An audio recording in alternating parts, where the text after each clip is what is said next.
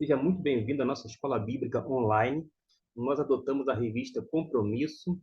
Estamos na lição de número 9 da nossa revista e vamos então tratar de um assunto bastante polêmico, um episódio muito triste, por sinal, numa referência ao voto de Jefté. Nós já sabemos de qual é salteado a vida e história de Sansão, mas vamos então à leitura da palavra de Deus. Para tanto, eu quero convidar você, meu prezado irmão e irmã, a abrir no livro de Juízes, capítulo 16, versículo de número 28, que é o nosso texto áureo, que nos diz assim: Sansão clamou ao Senhor e disse: Senhor Deus, peço-te que te lembres de mim e dá-me força só esta vez, ó Deus, para que me vingue dos filisteus, ao menos por um dos meus olhos. É o que nos diz a palavra de Deus nesse versículo destaque, que é o versículo de ouro da nossa lição. Nós temos aqui, diante de nossos olhos, dois personagens, Jefté e Sansão. O título da lição é Jefté e Sansão, fracassos e vitórias. Lembrando que nós vimos no vídeo anterior de que Gideão, embora tivesse êxito na questão militar, no tocante à conquista, etc. e tal, ele, no final da vida dele, deixou muito a desejar. Fez, inclusive, um, fez, inclusive, um ato que acabou levando o povo de Deus na época a se prostituir e adorar o objeto em questão. Diz o texto, conforme a versão que eu utilizo, que aquele éfode introduzido lá por Gideão foi um laço tanto para ele e sua casa. E, infelizmente, teve consequências drásticas por conta daquele ato insano. Além do que, nós já vimos algumas outras coisas concernente a Abimeleque, o seu filho, que fez atrocidades para depois se fazer rei naquele contexto. Com relação a esta lição, vou fazer a leitura aqui para que você venha acompanhar. Veremos nessa lição a respeito de dois juízes de Israel. Lembrando que o papel principal do juiz é ser um libertador. O juiz, de uma forma primária, ele tem o objetivo de conquistar a terra, expulsar os inimigos e, portanto, ele tem essa investidura como um comandante militar à frente do povo de Deus. Nós vamos observar que algumas investidas dos juízes foram incompletas. Por causa de quê? Alguns deles tinham a ordem de expulsar os inimigos, mas acabavam permitindo que os seus inimigos vencidos permanecessem numa porção de terra. Depois, quando mais tarde eles se tornavam mais fortes, numa referência ao povo judeu, eles cobravam imposto sobre aquele povo conquistado, dominado, que está ali vivendo naquele território concedido ou permitido pela tribo ou pelo juiz.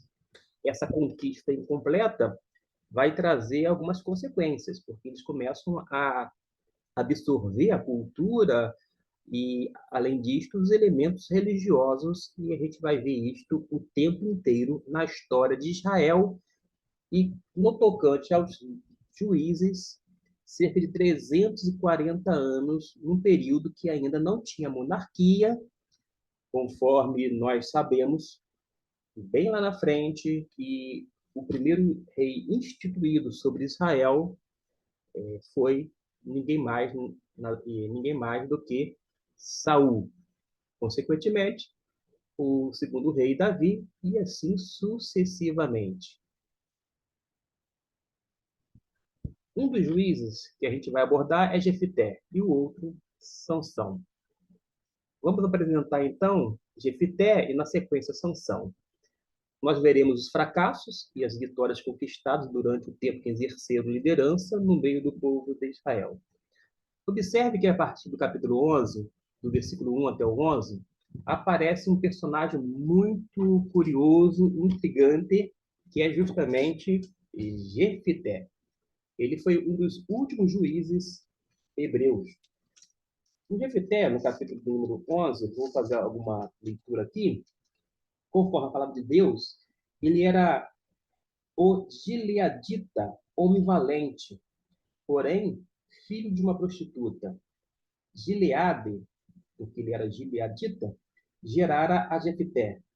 E também a mulher de Gileade lhe deu filhos. Os pais, quando já grandes, expulsaram Jefité e lhe disseram: não herdarás em casa do nosso pai, porque és filho de outra mulher. Então Jefité fugiu da presença de seus irmãos e habitou na terra de Tobi, e homens levianos se juntaram contra ele e com ele saíram. Passando algum tempo, pelejaram os filhos de Amon contra Israel. Quando pelejaram, foram os anciãos de Gileade buscar Jefté na terra de Tobi, e disseram a Jefté: vem e sê nosso chefe, para que combatamos contra os filhos de Amon. Porém, Jefté disse aos anciãos de Gileade: porventura não me aborrecestes a mim e não me expulsaste da casa do meu pai? Por que, pois, vindes a mim agora, quando estás em aperto? Responderam os anciãos de Gileade a Jefté: por isso mesmo, tornamos a ti. Vem, pois, conosco e combate contra os filhos de Amon, e seu nosso chefe sobre todos os moradores de Gileade. Então, Jefté perguntou aos anciãos de Gileade: se me tornardes a levar para combater contra os filhos de Amon, e o Senhor me der a mim, entregando, né, os inimigos dos meus irmãos contra os filhos de Amon, então eu vos serei como cabeça, isto é, como um líder, como um governante? Responderam os anciãos de Gileade e Jefté: o Senhor será testemunha entre nós e nos castigará se não fizermos segundo a tua palavra. Então Jefté foi com os anciãos de Gileade, e o povo o pôs por cabeça e chefe sobre si. E Jefté proferiu todas as suas palavras perante o Senhor em Mispa. Esta é a informação bíblica que nós temos a respeito de Jefté. Jefté era uma espécie de um pária social. Ele ficou literalmente à margem da sociedade na época, por questões familiares. Observe que desde que o mundo é mundo, quando tem casos de mais de uma mulher, o que a gente chama até mesmo de poligamia, por mais que socialmente falando fosse aceitável naquela época, concubinas e etc e tal, mesmo assim, todos esses casos sempre vão ter consequências enormes, gigantescas. Por mais que a Bíblia relata estes casos, onde as pessoas têm, um homem, por exemplo, tem relacionamento com várias mulheres, não tem a aprovação de Deus, ou seja, não é aquilo idealizado pelo Senhor. Culturalmente, aceito na época, mas a gente vai observar que quando tem esse quadro de poligamia, mais de mulheres, sempre vai acarretar muitas, mas muitas dificuldades mesmo. E quando a gente observa sobre a vida de Jefté, ele era filho de uma prostituta pagã. Imagina só no contexto judaico, tribal.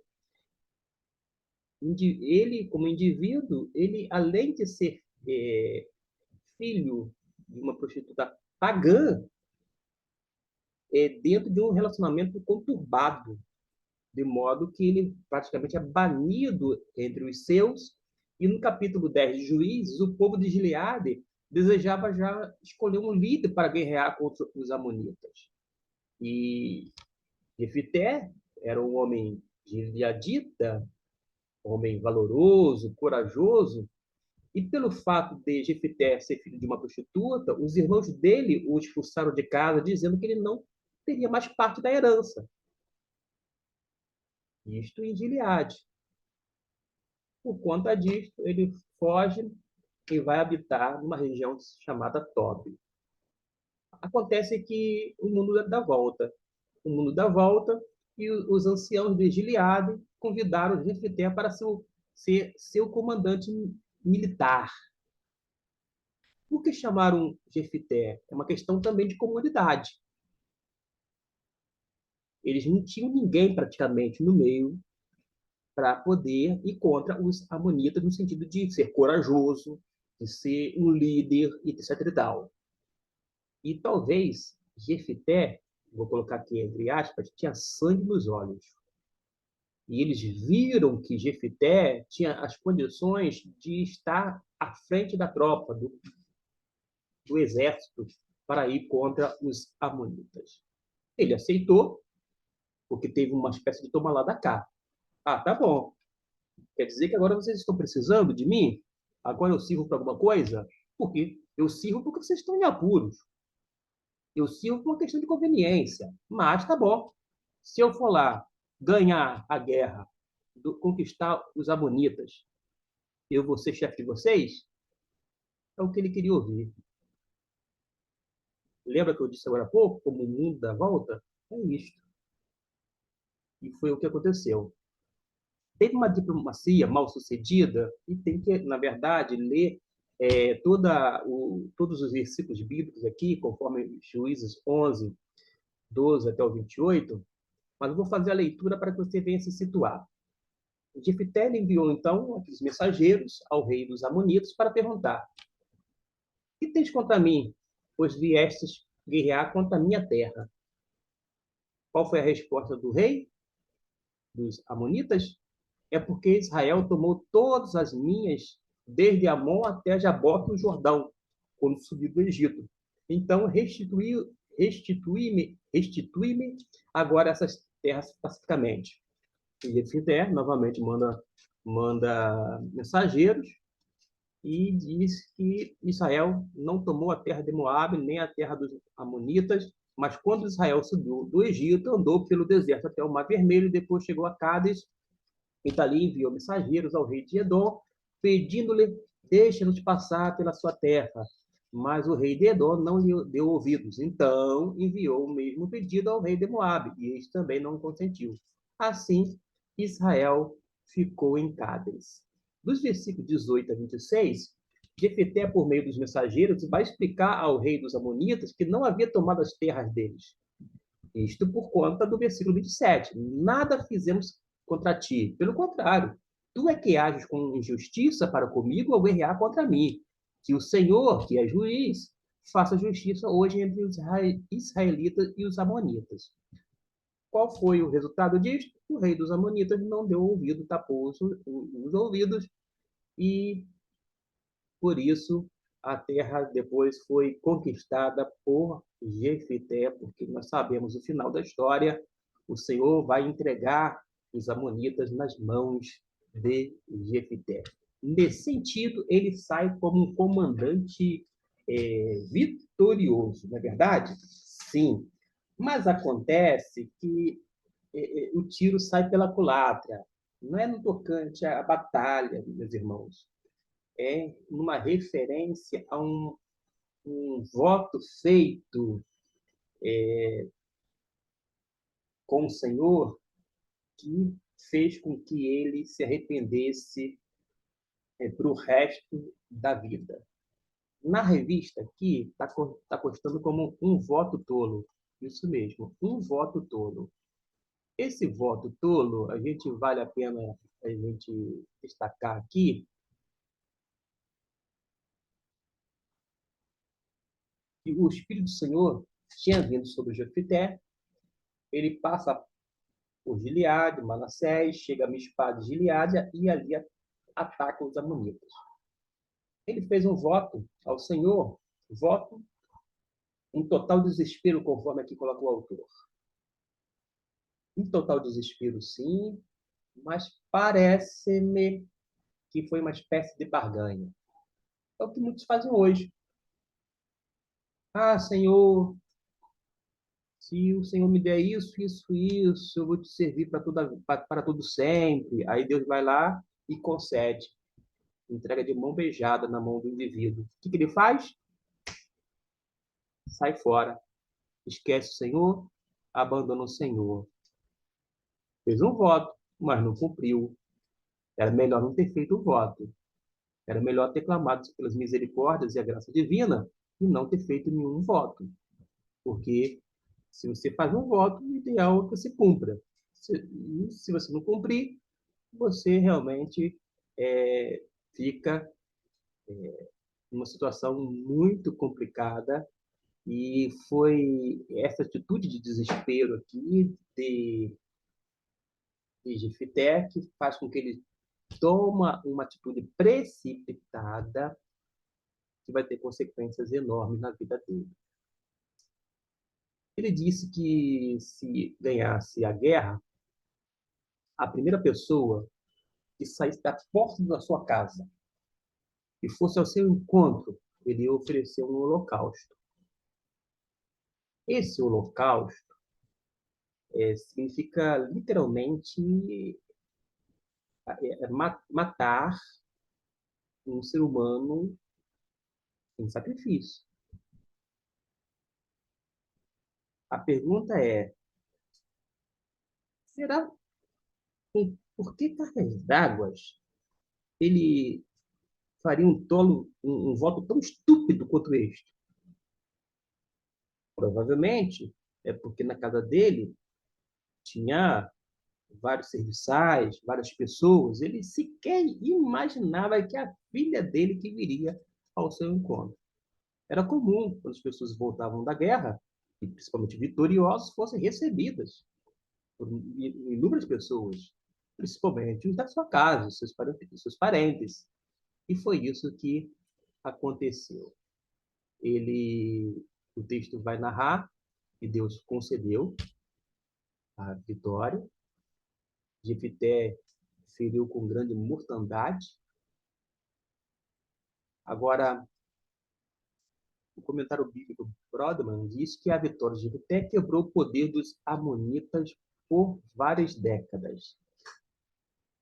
Tudo bem que quebrou o poder por várias décadas, mas a que preço, né?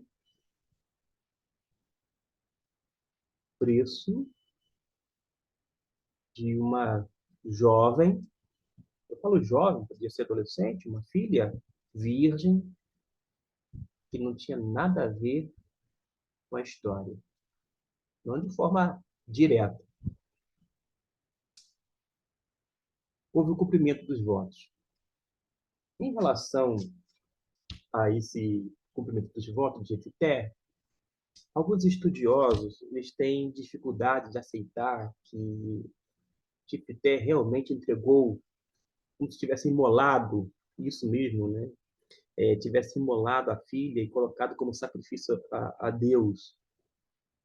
E alguns têm sugerido, por conta de algumas narrativas dentro do texto bíblico, de que ela, na verdade, como uma filha virgem, ela jamais se casaria, logo ela não teria filhos, não teria posteridade, isto é, descendência, e para a época já era uma tragédia, uma mulher infértil, não gerar filhos, uma mulher que por conta disso não ia dar continuidade à descendência, era uma situação delicadíssima. Esses estudiosos chegam à conclusão de que esse seria, vou dizer assim, o voto que acabou sendo concretizado, ou seja, Jefité não entregou a menina para ser queimada, digo, para ser imolada, né, lá no altar, porque era sacrifício, envolvia isto, mas sim ela permaneceu a vida inteira sem se casar e já seria uma punição enorme para uma menina que, como eu disse, não tinha nada a ver com essa história. Foi um ato tolo, estúpido do pai. Foi precipitada a ação de Jefité? Foi. Foi algo que pode soar como uma espécie de barganha com relação a Deus? Provavelmente sim. Mas parece-me, por mais que o meu coração quisesse, vou dizer assim, ficar com esta possibilidade, conforme alguns estudiosos diziam assim, não, não, essa menina, ela ficou a vida inteira sem se casar, ela não teve filhos, e ela viveu amargurada pro resto da vida ali, ó, sozinha. Meu coração queria isso. O meu coração, ou seja, o coração deste, queria isto. Mas parece-me que não foi o que aconteceu. E quando a gente vê, e quando eu afirmo que parece que não foi o que aconteceu, a gente observa que no Antigo Testamento, quando a Bíblia conta a história, necessariamente ela não está aprovando, não, tá, gente? Ela não aprova tudo. Existem algumas coisas que são narrativas. Essa narrativa não é necessariamente algo que a gente venha fazendo como um padrão na nossa vida. Tipo, já que Jefité fez um voto a Deus, por mais tolo que fosse, a gente também precisa fazer voto. Nada disso. Se no Antigo Testamento tem tem até orientação sobre o voto, porque se a pessoa fizer um voto, ela tem que pagar, cumprir o voto. Agora, lá no Novo Testamento, Jesus vai dizer, olha, seja porém um sim, sim, não, não. Sim, sim. Não, não. Ponto, ponto final. Acabou. Agora, em relação a esse lamento de Jefité, ele começa, né? Ai de mim. Ele lamenta por conta da filha, filha minha, ou minha filha, conforme algumas versões. Os votos naquela época eram promessas invioláveis para se realizar determinadas coisas. E no antigo Israel, o voto não era comutável, ele não poderia ser quebrado. E é por isso que Jefité fala, olha, eu fiz um voto, ele abriu a boca, falou besteira, fez um voto tolo ao Senhor e não poderia voltar atrás. É a expressão bíblica que nós lemos na Bíblia. É bom frisar que o sacrifício humano não era alheio ao mundo de fé. Era a oferta última, não que fosse aprovada, tá bom? Um rei moabita, por exemplo, posterior ofereceu seu filho herdeiro ao trono, como oferta queimada sobre o muro quando Israel apertava muito na batalha. A gente vê isso lá em 2 Reis, capítulo 3, versículo 27. A gente vai observar a tentativa de sacrifício humano e a sua prática estava entre a história de Israel, Gênesis 22, versículo 1, e nos versículos seguintes. A gente vai ler e vai ter histórias que vai envolver sacrifícios humanos em 2 Reis 16:3, o mesmo livro, 2 Reis, capítulo 23, 10. No Salmo 106, versículo 37, faz alusão. Jeremias 7, versículo 30, 32, e tem outros textos que são narrativas, não são princípios para serem seguidos. Ele serve bem, mas não era algo incomum. A gente vai ver alguns fatos aí realmente de fazer com que a gente venha ficar, enfim, com uma impressão, uma sensação muito ruim diante de algumas atitudes não compreendidas no nosso tempo que não eram aceitáveis diante de Deus naquele período, mas que as pessoas praticavam. Na Transjordânia, os moabitas, ao menos no exemplo citado acima, e os amonitas praticavam o sacrifício humano. A frase técnica do qual era a expressão devotar pelo fogo a Moloque. Quando a gente vai para o Antigo Testamento, vai mostrar, repito, não é aprovar, tá, gente? Mas vai mostrar que havia práticas de sacrifícios humanos. Levíticos 18, 21, vai mencionar isto. Capítulo 20, versículo 2 até o 4. E segundo Reis, capítulo 23, versículo 10, já citado. É nesse clima religioso que Jefité foi nutrido. Parece-me que Jefité não teve aquela instrução da lei de Deus, até porque ele foi praticamente banido ou expulso pelos seus parentes. Ele viveu para uma terra, ele viveu numa terra distante, foi para uma terra viver lá a sua vida e não ficou tendo nenhuma, vou dizer assim, instrução direta da parte de Deus, pelo menos entre os seus parentes. De qualquer maneira, teve esse pedido da filha de Jefité de um adiamento de 2 meses, a fim de lamentar o seu estado de solteira e sem filhos. Foi feito, sem dúvida, para que ela pudesse conformar-se, né? Se preparar para o seu fim infeliz. E a gente observa tudo isso e aonde a gente vê que, no tocante a filho de Jefité, não vai ter lembrança de filhos. E ela, que era a única filha de Jefité, não vai ter descendência para Jefité. E era algo trágico para a época, tá bom? E tem essa lamentação, e depois as mulheres vão lembrar desse voto que foi executado.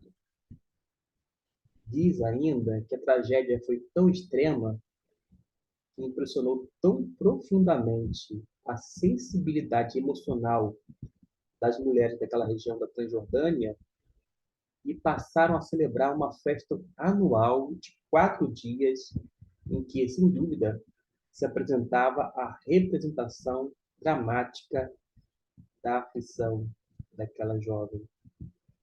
Foi um pequeno tributo por parte daquelas pessoas em relação à tragédia na casa de Jefité. O que a gente aprende com esse voto tolo, indevido, é que a gente não tem que ser precipitado. Hoje em dia, se ensina ou não, é melhor que não façam voto, já que não vai cumprir. Hoje, eu não vejo que a gente é obrigado a cumprir voto algum. Eu, falando em minha opinião, vou fazer um voto. Por que eu vou fazer um voto? Qual é a razão disso? É porque no Antigo Testamento tinha voto, então eu vou fazer.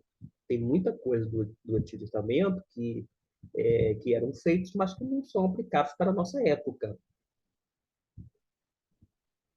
Uma coisa é você pregar ou ensinar no Antigo Testamento.